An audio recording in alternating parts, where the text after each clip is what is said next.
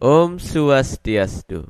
Melihat kejadian demi kejadian yang membawa nama agama untuk membenci kelompok tertentu, menghina, membatasi, bahkan yang paling kejam, menghalalkan pembunuhan di luar kelompok mereka. Semakin kesini semakin berkembang. Sangat mengkhawatirkan. Walaupun sebenarnya bukan sepenuhnya perintah agama, tetapi fenomena ini mengikis habis keyakinan masyarakat tentang kedalaman agama. Karena dinilai semakin dalam belajar agama, semakin tidak terarah perilaku manusia. Mereka bahkan semakin tidak manusiawi. Tentu bukan ajaran agamanya yang salah. Bisa jadi ada unsur lain atau cara menerima yang kurang cerdas. Pemerintah memberikan perhatian penting terhadap kejadian-kejadian ini, sehingga mencanangkan gerakan moderasi beragama, di mana umat patuh pada kebenaran agama masing-masing, sambil memupuk rasa toleransi dan saling menghargai antara pemeluk agama, sehingga tercapainya kerukunan antar umat beragama di dalam masyarakat. Memang tidak sedikit adegan yang memperlihatkan arogansi seseorang setelah merasa banyak tahu tentang agama. Menyalahkan, merendahkan, sombong, dan mengklaim ajarannya yang terbaik juga sudah lumrah terjadi. Seakan-akan ini hasil dari setiap orang yang semakin dalam belajar agama. Apa sebenarnya yang memicu terjadinya salah arah seperti itu? Saya kira ini adalah topik yang sangat penting. Yang paling awal saya perlu meminta kepada para penonton untuk meletakkan kacamata agama terlebih dahulu agar bisa lebih netral dan siap menerima detail dari kata per kata, kalimat per kalimat pembahasan video kali ini. Seraya memohon pikiran yang baik datang dari segala penjuru.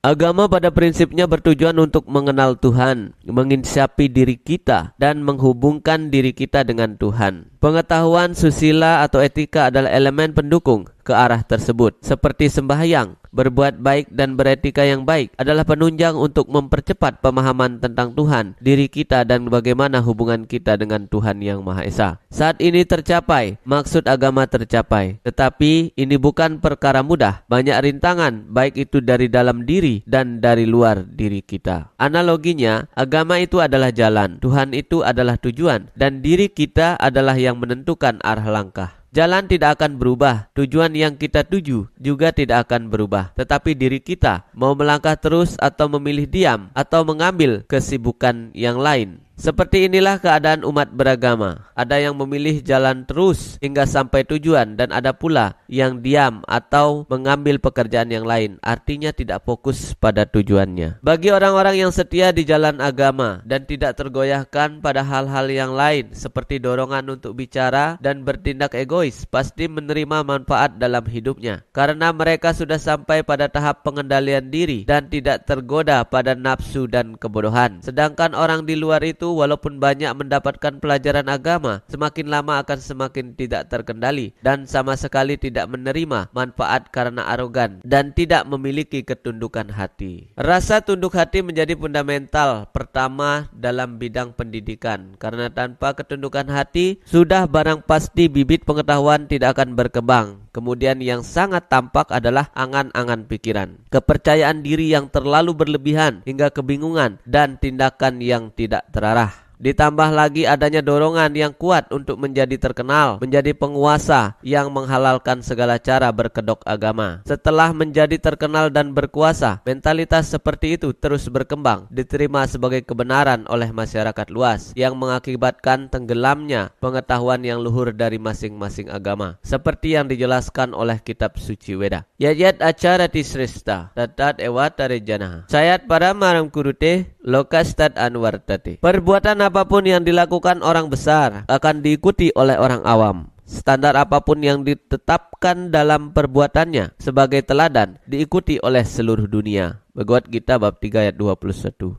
Ceramah-ceramah keagamaan yang dilakukan oleh orang yang dikuasai hasrat duniawi dipenuhi dengan motif-motif ingin terkenal, membentuk mental masyarakat yang serupa. Bisa dilihat pengaruh ini dalam kehidupan. Agama kemudian hanya digunakan sebagai alat mengejar kedudukan, harta benda, dan pemuas indria-indria semata. Bagaimana mungkin tidak dianggap setelah mempelajari agama lebih dalam menjadi tidak terarah? Karena maksud dari tujuan agama telah terkubur sangat dalam, yang diambil hanya tinggal penggalan-penggalan kata kata-kata bijak yang digunakan sebagai pendukung pendapat pribadi. Hal semacam ini terus dilakukan dari waktu ke waktu. Dilakukan oleh orang-orang berpengaruh, menghasilkan pemahaman yang sama, standar yang sama, dan diikuti oleh seluruh dunia. Dari itu penting sekali membangun fundamental yang baik untuk memproteksi diri kita dari paham-paham yang semu seperti itu, dan memantapkan tujuan ke arah yang sangat jelas, yang lebih terarah, agar tidak terkesan fanatik buta dan dikuasai angan-angan filsafat yang hambar. Gelar-gelar akademik, status sosial bukan syarat yang menentukan kualitas seseorang menjadi murid agama yang berkualitas, tetapi rasa tunduk hati dan keyakinan yang mantap yang memungkinkan pemahaman terbuka dengan sesungguhnya, sehingga menghilangkan kebingungan, kesombongan, dan sepenuhnya mendapatkan jalan yang terang dengan arah dan tujuan yang pasti, kemudian membahagiakan. Semoga video ini dapat memberikan manfaat kepada kita semua. Semoga pikiran yang baik datang dari segala penjuru.